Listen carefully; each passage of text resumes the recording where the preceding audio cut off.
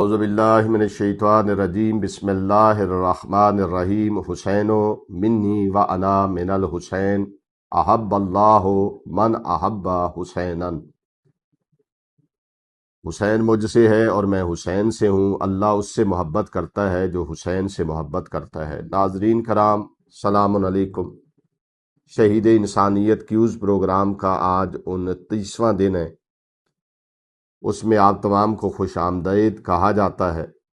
آج سے ہم کتاب کے 6 باب کا آغاز کر رہے ہیں، جس میں نانا کی وفات کے بعد مولا حسین علیہ السلام کے حالات زندگی کا تذکرہ ہے۔ آئیے حقائق جانتے ہیں۔ کمیونٹی ٹیب پر پول لائیو ہے، حصہ لینا مت بھولیں۔ ناظرین کرام، علامہ نکن صاحب لکھتے ہیں کہ حضرت رسول خدا صلی اللہ علیہ وآلہ وسلم کی وفات تمام خاندان رسالت کے لیے ایک بڑا روح فرسا حادثہ تھی، خصوصاً حسین علیہ السلام جن کے ساتھ پیغمبر کی شفقت کا انداز ہی بالکل نرالا تھا۔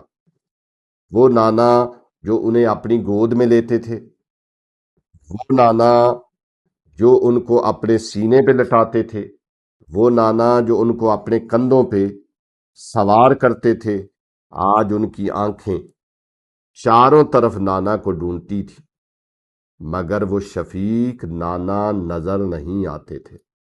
ایک صحابی کا واقعہ ملتا ہے کہ انہوں نے رسول خدا صلی اللہ علیہ وآلہ وسلم کے کندھوں پر امام حسن اور حسین علیہ السلام کو سوار دیکھ کر کہا تھا، اے صاحبزادو، کیا اچھا مرکب ہے تمہارا، کیسی اچھی سواری ہے تمہاری۔ تو رسول اللہ صلی اللہ علیہ وآلہ وسلم نے فوراً ٹوکا اس صحابی کو اور فرمایا کہ یہ سوار بھی تو کتنے اچھے ہیں۔ اگر تم کہہ رہے ہو کہ کتنی اچھی سواری ہے تو یہ سوار بھی تو کتنے اچھے ہیں۔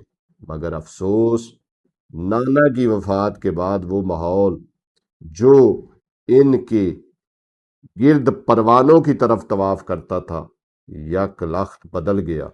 اب صبح ہوتی تھی اور رسول کے دروازے پر آ کر الصلاۃ الصلاۃ انما یرید اللہ لیذہب عنکم الرجس اہل البیت ویطہرکم تطہیرا پکارنے والی آواز ہمیشہ کے لیے خاموش ہو چکی تھی۔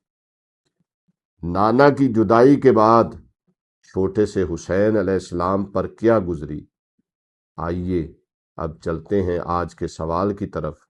جلدی سے ہمارے کمیونٹی ٹیب پر جائیں اور صحیح جواب کا انتخاب کریں۔ وآخر دعوانا ان الحمد للہ رب العالمین۔ ہماری گزارش ہے کہ ہمارے فیس بک، یوٹیوب اور انسٹاگرام کے تمام پیجز کو لائک کریں، شیئر کریں اور سبسکرائب کریں۔ آپ کی حوصلہ افزائی ہمارے لیے قیمتی سرمایہ ہے۔ شکریہ۔